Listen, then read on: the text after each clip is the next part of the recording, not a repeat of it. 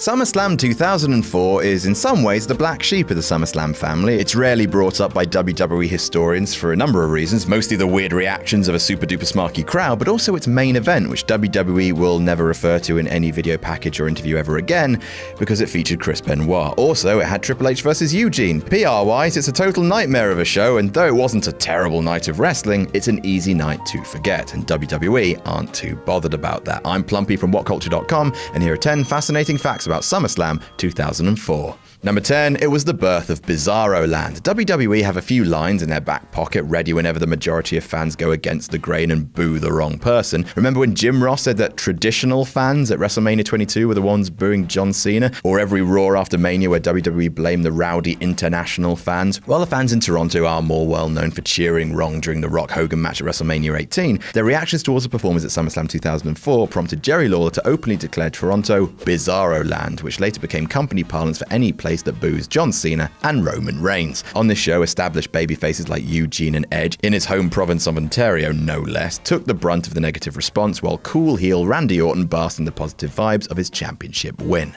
Number 9, Matt Hardy wrestled with a knee injury requiring surgery. Reports surfaced in June 2004 that Matt Hardy was dealing with a possible tear of his MCL. His feud with Kane over who got to marry the unwillfully impregnated Lita, good day at the office everybody, extended through SummerSlam. Hardy would miss nearly a year of action following it, revealing that not only was his MCL in his left knee torn, but that the knee showed no signs of an ACL at all, having been shredded down to virtually nothing. Hardy filmed a right-out angle wherein happy groom Kane slammed him into a fiery abyss 8 nights later, and was off to have surgery. During his time away, the situation with Lita would, if anything, get worse, spawning one of the most real-life storylines in WWE history, which we'll talk about in the next video. Number 8, John Cena and Edge were the only babyfaces to win. Are you happy, Toronto? Your baddies won, you bastards! After Ronald Van Donald defeated Rene Dupree on the Sunday Night Heat pre-show match, babyfaces basically went 1 for 8 on the pay-per-view if you count Edge's impending heel turn as a foregone conclusion, and Toronto sure the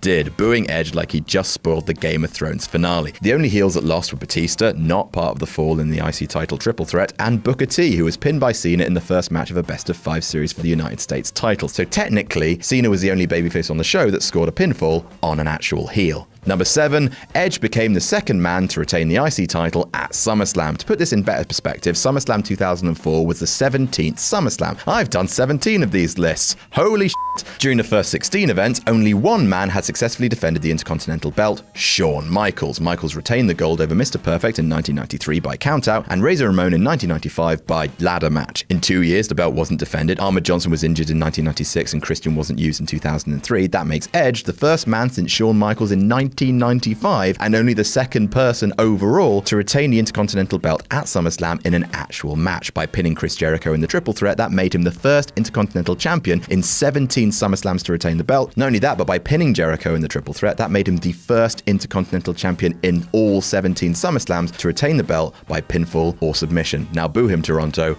Boo your hero. Number 6, Divas Dodgeball was the second highest rated match on WWE.com.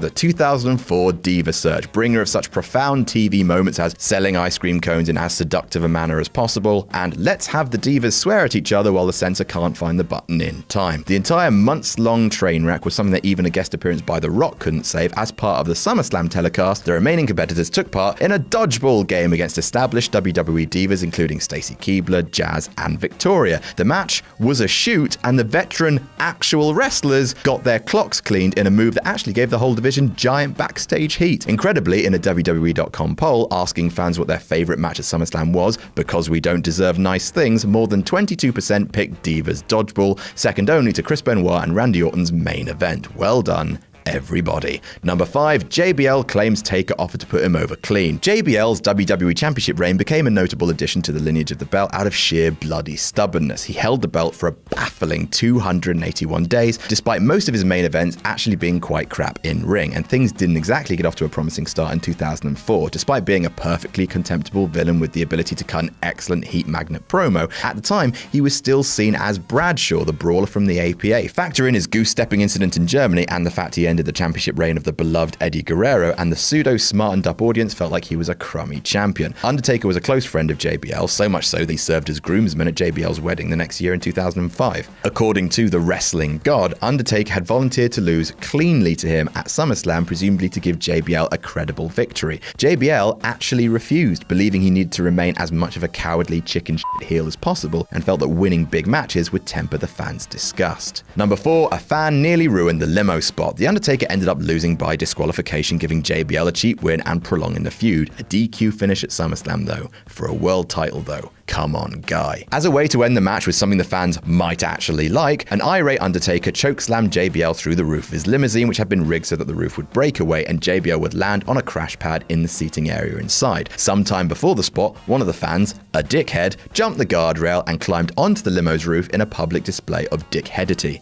JBL believes the only thing that saved the dickhead from falling through, which would have hit the double whammy of injuring the fan and blowing the post-match angle, is that one of the people coordinating the stunt had patched the breakaway roof a bit more firmly so it wouldn't noticeably sag before the chokeslam spot. Thankfully, security got the dickhead before he could totally ruin everything. Number 3, Orton became the youngest world champion in WWE history. Brock Lesnar still holds the record for youngest WWE champion ever at 25. Lesnar infamously ended up flying the WWE coop in March of 2004, tired of the grueling road life and wanting to try his hand at murdering people in professional football. Randy Orton was destined for an accelerated push the minute he was made Triple H's apprentice around the turn of 2003. That he was put into the world title scene at such a young age isn't surprising, because it does feel like a conspiracy theory. When Orton went over on Chris Benoit to become world heavyweight champion at SummerSlam 2004, he was 24, breaking Lesnar's WWE record for youngest world champion under the WWE banner. Did WWE put Orton on top so young just to spitefully nudge Lesnar out of the record books because they hated him IRL? It's not like they haven't got previous for that. Cough AJ Lee.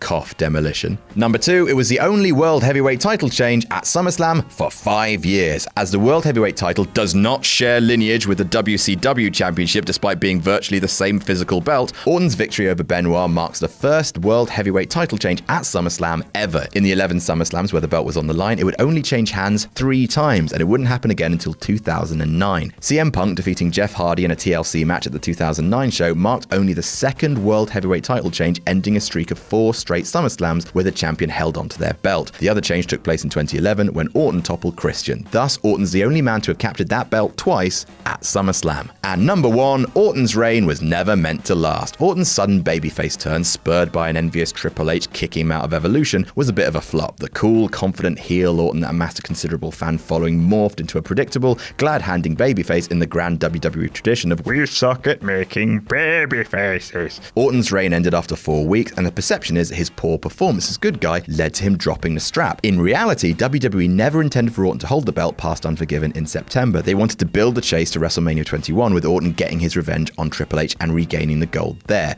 But that didn't happen, and that was because of the flop.